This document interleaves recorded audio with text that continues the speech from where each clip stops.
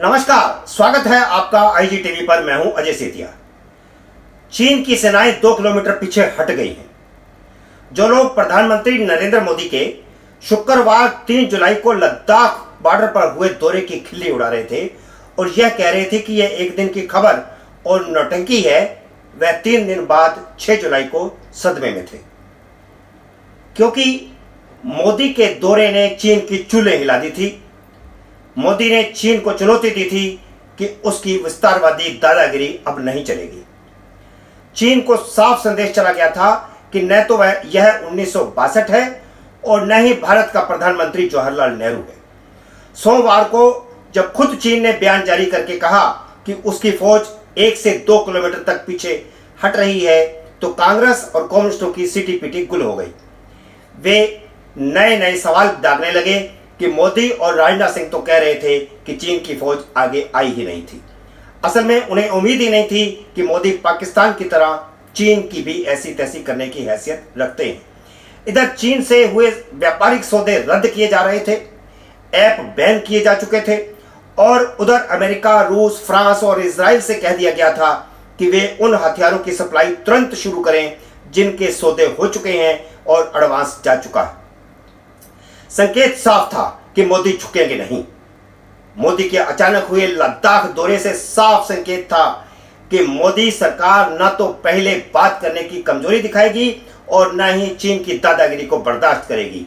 यह संदेश सिर्फ चीन को नहीं, अंतर्राष्ट्रीय समुदाय को भी जा चुका था। पता चला है कि रूस ने बीच बचाव करके चीन को बातचीत करने के लिए समझाया। पिछले 15 दिन से चीन को भी समझ आ गया था कि भारत चीन को अच्छा खासा आर्थिक नुकसान पहुंचा चुका है और आने वाले समय में और पहुंचाएगा।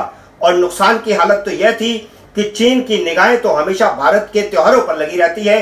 अब जबकि भारत के त्योहार आने वाले हैं, आने वाले 4 महीनों में, तो आर्थिक नुकसान चीन का बहुत ज्यादा होगा। तो चीन को दोहरा दबाव पड़ रहा था। एक तो उसके अच्छे खासे सैनिक मारे गए थे, भारत ने अपने 20 सैनिकों की मौत को डिक्लेयर कर दिया था, उनका सम्मान के साथ दाह संस्कार किया गया था। और उधर दूसरी तरफ चीन ने बताया तक नहीं कि कितने सैनिक मारे गए हैं, उनकी लाशें तक उनके माता पिता को नहीं सौंपी गई थी। इसलिए वहां पर एक तरफ तो यह दबाव था, आक्रोश था, और दूसरा आक्रोश आर्थिक संकट का आने वाला था। इसलिए रूस ने जब चीन को समझाया कि आप गलती कर रहे हैं, इस समय भारत सैन्य तौर पर भी काफी मजबूत है, तो चीन ने बातचीत करना ही उचित समझा।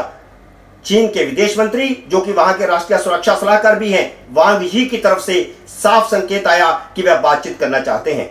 अब अगर वहां का राष्ट्रीय सुरक्षा सलाहकार बातचीत करेगा तो निश्चित रूप से भारत से भी भारत का राष्ट्रीय सुरक्षा सलाहकार ही बातचीत करेगा। इसलिए प्रधानमंत्री से संकेत मिलते ही रक्षा मंत्री ने एक बैठक बुलाई जिसमें राष्ट्रीय सुरक्षा सलाहकार थे और इसके साथ ही तीनों सेनाओं के अध्यक्ष और भारत के सुप्रीम जो सैन्य कमांडर हैं वे भी उसमें मौजूद थे। और इस बैठक के बाद रविवार को डोभाल और वांग यी की वीडियो कॉन्फ्रेंस के जरिए बातचीत हुई।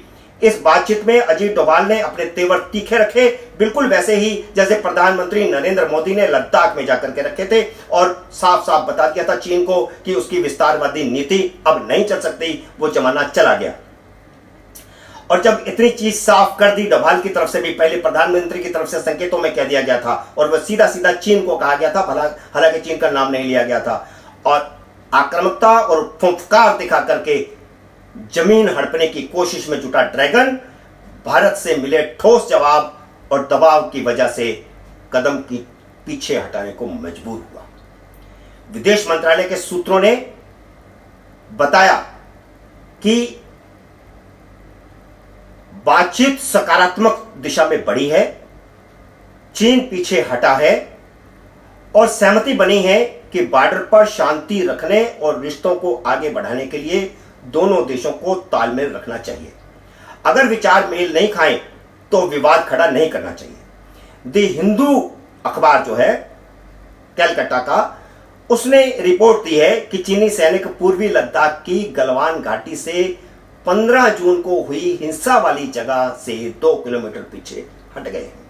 हमने हिंदू अखबार का जिक्र इसलिए किया क्योंकि कम्युनिस्ट पार्टी और चीन के सबसे करीब यही अखबार है जो भारत की बजाय चीन की पैरवी करता रहता है और हिंदू के संपादक लगातार चीन जाते रहते हैं। और इस समय जब तनाव हुआ था तो भी हिंदू अखबार ग्लोबल टाइम्स, जो चाइना का आधिकारिक अखबार है, सरकार जिसको चलाती है, उसके अंदर जो खबर छपती थी उसी को ही रिप्रोड्यूस करते थे, उसी को ही आगे बढ़ाते थे। और भारत के बुद्धिजीवी जो इस समय परेशान है मोदी सरकार से और राष्ट्रीय जो आंदोलन खड़ा हुआ है उसके जो से परेशान हैं, खासतौर पर कम्युनिस्ट विचारधारा से जुड़े हुए बुद्धिजीवी, वे भी उसी बात को आगे बढ़ाते थे जो हिंदू कहता था या चाइना का ग्लोबल टाइम्स कहता था। इसलिए हमने इसका जिक्र किया है। और भारत की बजाय चीन की पैरवी लगातार करने वाले लोग इस घटनाक्रम से निश्चित रूप से परेशान हैं। 15 जून की घटना के बाद चाइनीज पीपल्स लिबरेशन आर्मी के सैनिक उस स्थान से इधर आ गए थे वापस, जो भारत के मुताबिक एलएसी है। 15 तारीख को तो वो हट गए, क्योंकि काफी हट गए थे, क्योंकि भारत ने अच्छा खासा नुकसान किया था। भले ही अभी तक चीन ने ये डिक्लेयर नहीं किया कि उनके कितने सैनिक मारे गए हैं, लेकिन कम से कम भारत से दुगने तो मारे ही गए हैं, जिसका मैंने पहले भी जिक्र किया कि वहां पर आक्रोश है, क्योंकि चीन बता ही नहीं रहा कि उसके कितने सैनिक मारे गए। सेना के एक अधिकारी ने पुष्टि की है कि चीनी सैनिक हिंसक झड़प वाले स्थान से 2 किलोमीटर पीछे हट गए हैं। टेंट और अस्थायी निर्माण हटा लिया गया है। हालांकि गलवान के गहराई वाले इलाकों में चीन की बख्तरबंद गाड़ियां अब भी मौजूद हैं। इस वीडियो को जारी करते समय तक उनकी बख्तरबंद गाड़ियां मौजूद थीं और आने वाले 24 घंटों में वो वहां से चली जाएंगी। ऐसा लिखित रूप से भी बयान एक चाइना की तरफ से भी आ गया है और दोनों सरकारों की तरफ से, दोनों विदेश मंत्रालयों की तरफ से, चाइना के भी और भारत की तरफ से भी एक ही समय पर बयान जारी किया गया। जो मैंने बात कर रहा हूं कि लद्दाख में जो बाकी 4 पॉइंट्स और हैं जिन पे विवाद है, ये पॉइंट्स हैं P14, PP15, हॉट स्प्रिंग्स और फिंगर एरिया। तो सूत्र बता रहे हैं कि इन पॉइंट्स में भी सहमति हो गई है और जवान वापसी जाने की प्रक्रिया शुरू हो चुकी है। जाते जाते हम यहां आपको ये बता दें कि गलवान घाटी में जब से तनाव शुरू हुआ है तब से भारत ने वहां भारी तादाद में सेना भेजी है।